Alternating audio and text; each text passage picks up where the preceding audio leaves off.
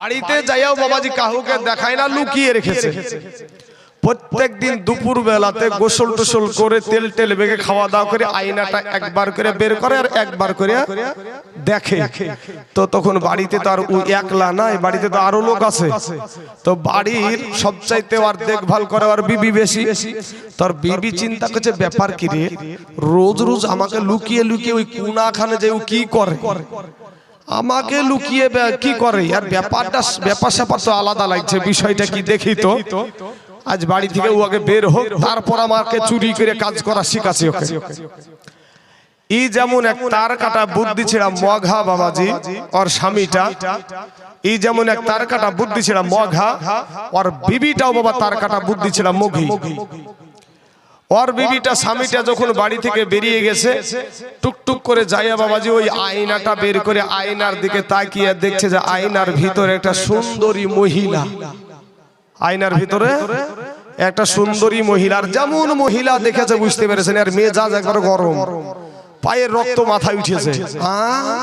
এই 40-এর কুঠা পার হয়ে গেল, আর এই বয়সে আবার কবে জানি জামাই এসে বাপ বলে ডাকে, আমার তোর বিটি মাটির বিয়ে দিতে পারবো না। মেজাজ গরম করে একবারে শাশুড়ি মায়ের কাছে চলে গেল। শাশুড়ি মাকে বলছে, মা দেখেন তো আপনার বেটার কুকর্মগুলা। কেন রে মা, কি হয়েছে? তো বলে এই বয়সে 40-এর কুঠা পার হয়ে গেল আপনার বেটার, আর এই বয়সে আমার মতন সুন্দরীকে রেখে ও এই বয়সে আবার প্রেম করতে আরম্ভ করেছে। বুড়ি মহিলা মা জননী বলছে, আমার বেটার মতন বেটাই নাই, আসলেও নাই, সাদা সুদিয়া বেটা। তখন বাবাজি এই রাগের চোটে ফন ফন ফন ফন করতে করতে দেখবেন খরিশের চাইতে খরিশের ড্যাফার রাগ বেশি, একেবারে খরিশাপের ড্যাফার মতন রাগের চোটে হাত খান বুড়ি মহিলার হাতকে ধরিয়ে বাবাজি ফন ফন করে টানতে শুরু করেছে। এরা স্বামী স্ত্রী যেমনি ভাবে বাবা তার কাটা বুদ্ধি ছিড়া মঘার মুগি, ওর মাও বাবা তার কাটা বুদ্ধি ছিড়া, और माओ तार काटा बुद्धि छिड़ा। एबार निये गिये बाबाजी बोलছে যে চলেন আপনাকে আমি সচক্ষে আপনার প্রমাণ দেখাচ্ছি, আপনি নিজে চোখে দেখবেন আপনার বেটা কতখানি ভালো, চলেন আপনাকে দেখাচ্ছি। নিয়ে যায় বাবাজি ওই আয়না বের করে দিয়েছে। ওই আয়না যখন বের করে দিয়েছে, আয়নার দিকে তাকিয়ে দেখছে বুড়ি মহিলা মা জননী, আয়নার দিকে তাকিয়ে দেখছে যে আয়নার ভিতরে একটা বুড়ি মহিলা, আয়নার ভিতরে একটা বুড়ি মহিলা। তখন মায়ে কানন ধরেছে, ও বেটা তুই কি করলি, হাই বেটা তুই কি করলি, ওরে বেটা তুই কি করলি। কেউ চুপাতে পারবে না। কেউ যখন চুপাতে না পারলো বাবাজি বেটার কাছে খবর দেওয়া হলো। বেটা আসলো, বেটা আসার পরে বেটা তখন এবার বলছে, মা কাঁদো কেন, ও মা তুমি কাঁদছো কেন? তখন মা জননী বলছে, বেটা রে, ওরে বেটা ইসলাম ধর্মে 4টা বিহা করা যাই যাচ্ছে রে বেটা, তুই আর পালি না এই বুড়ি কি পালি। বুড়িটাকে গো ভাই ওর মা বলেন এটা আইনার দোষ না বুঝার দোষ? বুঝার দোষ। এই বুঝা বুঝিয়েন না বাপ। আপনাদের শ্রোতাদের আদর্শ দেখে সত্যি বলছি ভাই, জীবনে আল্লাহ পাক মা বাপের দোয়াতে, এরকম মুরব্বী বাপজিদের দোয়াতে, শিক্ষকদের দোয়াতে, আল্লাহর রহমতে বহুত জায়গায় গিয়েছি বাপ, কিন্তু আপনাদের যে একটা আদর্শ আমি দেখতে পাচ্ছি, খুব ভালো লাগছে বাপ। কিছু কিছু জায়গাতে বাবাজি আদর্শ এত জঘন্য হয়। আপনাদের এখানে আসা মাত্রই আপনাদের আমার এই ভাইটার এমন একটা শিক্ষক এখানে শুনলাম কিছুদিন আগে শিক্ষকতা করতে ঢুকেছে, তো ভাইটার আদর্শ দেখে সত্যি খুব খুশি হলাম বাবা। আল্লাহ পাক বলছেন কোরআন মাজিদের ভিতরে, লাকাদ কানা লাকুম ফি রাসূলিল্লাহি উসওয়াতুন হাসানা, সমগ্র জাহানের জন্য উত্তম আদর্শ রয়েছে আপনার আমার নবীর ভেতরে। জোরে বলেন সুবহানাল্লাহ। ওই নবীর আদর্শ যদি আমার ভিতরে না থাকে, আমি নামে আমরা কি বলি, আমরা সুন্নি মুসলমান, তাই না বলি না? আমরা সুন্নি মুসলমান। আমিও দেখিলাম যে আমার নবীর নাম শুনে যখনই চুম্বন দিলাম আপনারাও দিলেন, তো নবীকে আপনারাও মুহাব্বত করেন, আমরাও করি। এখন দেখা যায় যে যদি নবীর আদর্শ যদি আপনার ভিতরে বা আমার ভিতরে না থাকে, তাহলে বোঝা যায় যে সুন্নি নবীর আশিক নামে পাকা ভণ্ড। কথা বলেন ঠিক না? ঠিক। হ্যাঁ, নবীর আদর্শ, নবীর আশিক, নবীর আশিক, নবীর প্রেমিক, নবীকে ভালোবাসি, নবীকে ভালোবাসি, অমুক জনা নবীকে ভালোবাসে না, অমুক জনা নবী মানে না, অমুক জনা নবী মানে না, অমুক জনা, এই যে কথা চলে, কিন্তু আমার ভিতরে নবীর আদর্শ নাই। আর আমি বলি যে নবীর আশিক, নবীর আশিক সুন্নি নাম নিয়েছি, এই নবীর আদর্শ না থাকার কারণে বাবাজি সে পাকা ভণ্ড, এর ভিতরে কোনো সন্দেহ নাই। কারণ নবীজির আদর্শই হলো মুমিনের আদর্শ। কথা বলেন ঠিক না? ঠিক। নবীজির আদর্শই হলো মুমিনের আদর্শ। মুসলমান ভাই আমার সোনা মানিকেরা, আজ আপনাদেরকে বলবো, বাপ যুবকেরা, ভাই সোনা, তোমাদের পা দুখানা আগায়া দাও ভাই রে যুবক। তোমরা মাইকের আওয়াজ পাচ্ছ, তোদের পায়ে হাত দিয়ে বলি ভাই, মাস্তানি করিস না ভাই, যৌবনের বাহাদুরি দেখায়ও না ভাই, তোমরা ফিরে এসো। আজ এই মাদ্রাসা কমিটি, এই দেশের যত দর্শক আছে, এই দেশের যত মুসলমান ভাইয়েরা আছে, তাদের সহযোগিতায় একটা সুন্দর প্যান্ডেল করা হয়েছে। সেই প্যান্ডেলে তোমার বসতে মন চাই না ভাই রে। এরপরে বাবাজি হরিহর পাড়ার বাজার থেকে দেখবেন হাইব্রিড টুপি কিনে বিয়ে করতে যায়, হাইব্রিড টুপি কিনে দেখবেন একবারে তাজমহল একবারে টুপি কিনলো, কিনে চলে গেল বিয়ে করতে।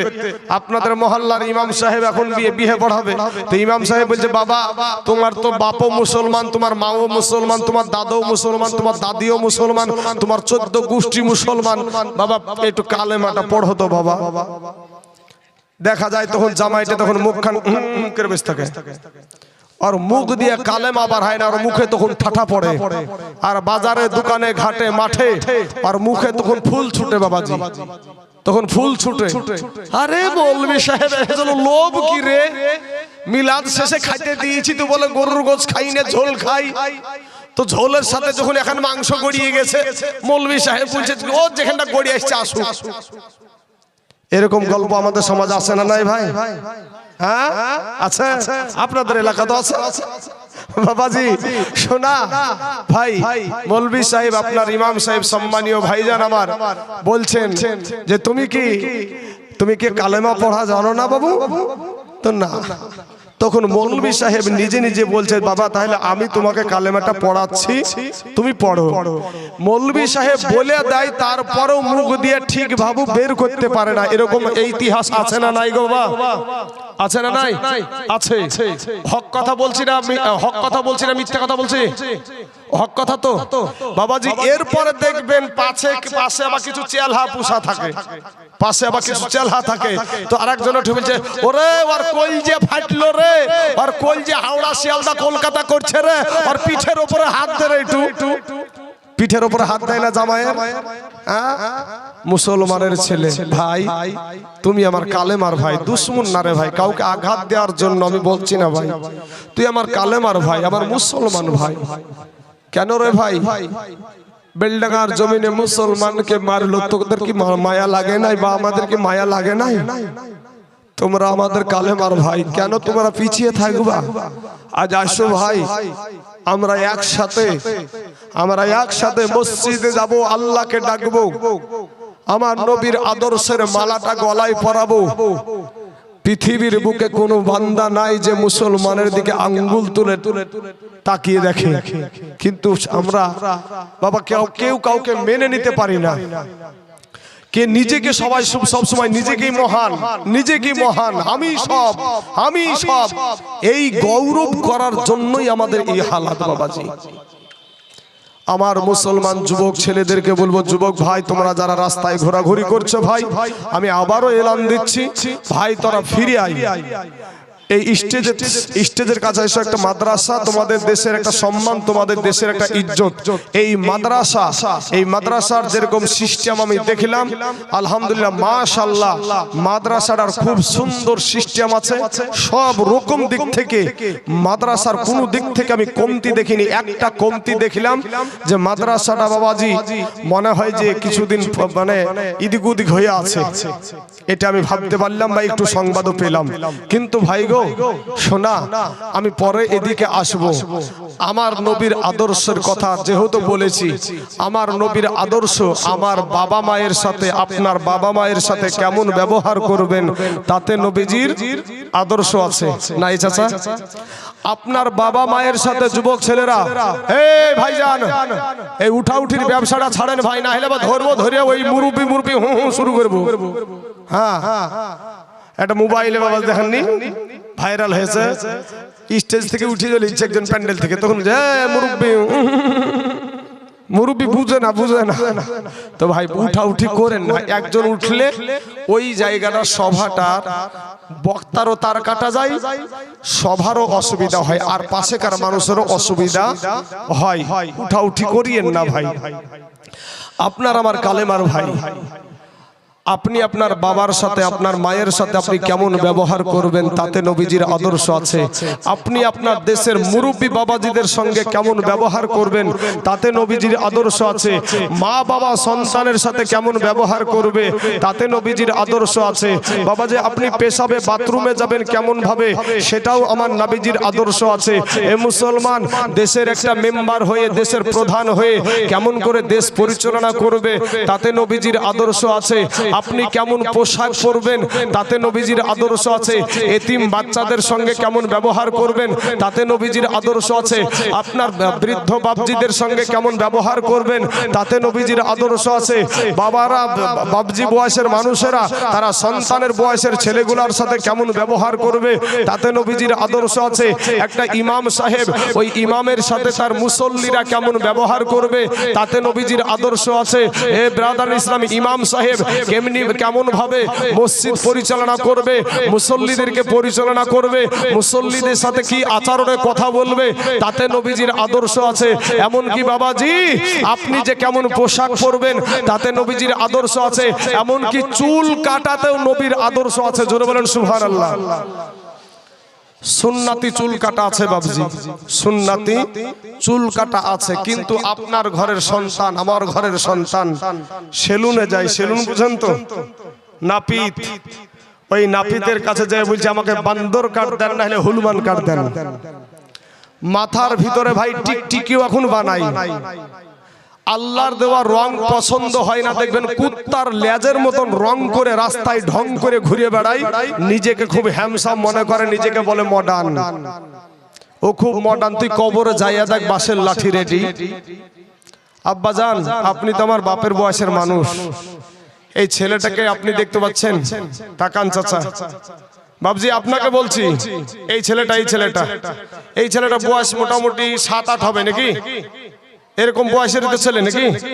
তো 7-8 বছরের বয়সের ছেলে। বলেন তো চাচা, এই বয়সের ছেলে আপনাদের গরুস্থান ময়দানে আছে না নাই? আছে। আমাদের মতন তরুণ যুবক ছেলে, এই রকম বয়সের ছেলে আপনাদের গরুস্থান ময়দানে আছে না নাই গো চাচা? এই যে বৃদ্ধ বাবজিরা যারা 50 বছর, 60 বছর, 70 বছরের মানুষ এখানে বসে আছেন, আপনাদের বয়সের মানুষ আপনাদের গরুস্থান ময়দানে আছে না নাই? আসার সিরিয়াল আছে, যাওয়ার কোনো সিরিয়াল নাই বাবা। আসার সিরিয়াল আছে, যাওয়ার কোনো সিরিয়াল নাই। আপনি যেমনি ভাবে দুনিয়াতে এসেছেন, আমিও অমনি ভাবেই দুনিয়াতে এসেছি। আপনি যেমনি ভাবে দুনিয়া থেকে যাবেন, আমিও অমনি ভাবেই যাব। আপনার পরনও 3খানা কাফনের কাপড়, আমার পরনও 3খানা কাফনের কাপড়। না আমি বক্তা সাহেব বলে 5 খান দিবেন কি চাচা? তা দেবে না। কোন এমপি এমএলএ কেমন হয় 2-10 খান দিবে, তাও দেবে না। হ্যাঁ বাবাজি, সোনা মানিকের আমার ভাই জানেরা, আমার যুবক ভাইয়ের আমি বলবো, ভাই তোদের মতন যৌবন একদিন এই বৃদ্ধ বাপজিদেরও ছিল। কথা বলেন ঠিক না বেঠিক? এই বৃদ্ধ বাপজিদেরও তোদের মতন যৌবন একদিন ছিল ভাই, কিন্তু আজ তাদের যৌবনের বাহাদুরি নাই। কবি বলছেন ও তোর গহনা যৌবন ফুরায়া যাবে, যৌবনে লাগিবে ভাটি। ওই যে দেখো ডাকিতেছে তোমার কবরের মাটি। ওই যে দেখো ডাকিতেছে যুবক ভাইরে তোমার কবরের মাটি। ও তোর গহনা যৌবন ফুরায়া যাবে, যৌবনে লাগিবে ভাটি। ওই যে দেখো ডাকিতেছে তোমার কবরের মাটি। ওই যে দেখো ডাকিতেছে তোমার কবরের মাটি। মাশাআল্লাহ মাশাআল্লাহ, যুবকদের ঢল নামছে বাবাজি, গেট দিয়ে দেখতে পাচ্ছি বাপ। আপনারা তাকাচ্ছেন আমার দিকে আর আমি তাকাচ্ছি সবার দিকে, কথা ঠিক না ঠিক আছে? হ্যাঁ, এই তো এটাই হলো মুসলমানদের আদর্শ। যুবক ভাই তোমাদের পায়ে হাত দিয়ে বলি ভাই বসো, শোনা আমার ভাই বসে যাও, তোমরা আমার কালেমার ভাই বসে যাও, শোনা বসো। যুবক এই গেটের ছেলেরা হয় বসো, না হলে তুমি পাপড় খাওয়া মাল পাপড় খেয়ে বেড়াও। হ্যাঁ হয় বসো, না হলে গেটে ওই ভাবু কেউ কোন রকম গেটকে জন্য কোন সময় টাইট করে গেটে ঝামেলা করো না। ও তোর গহনা যৌবন ফুরায়া যাবে, যৌবনে লাগিবে ভাটি। ওই যে দেখো ডাকিতেছে তোমার কবরের মাটি। ওই যে দেখো ডাকিতেছে তোমার কবরের মাটি। বাইরে সন্ধ্যার আগে যেদিন ডুবিবে বেলা,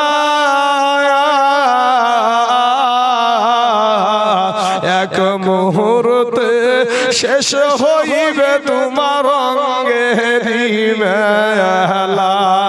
বাবগো সন্ধ্যার আগে যেদিন এই ডুবিবে বেলা, এক মুহূর্তে শেষ হইবে তোমার অঙ্গেরি মেলা। তুমি কার মারো এ জোর ধম, কার মাথায় ভাঙিবা লাঠি বাবা, কার মারো জোর ধম, কার মাথায় ভাঙিবা লাঠি। ওই যে দেখো ডাকিতেছে তোমার কবরের মাটি।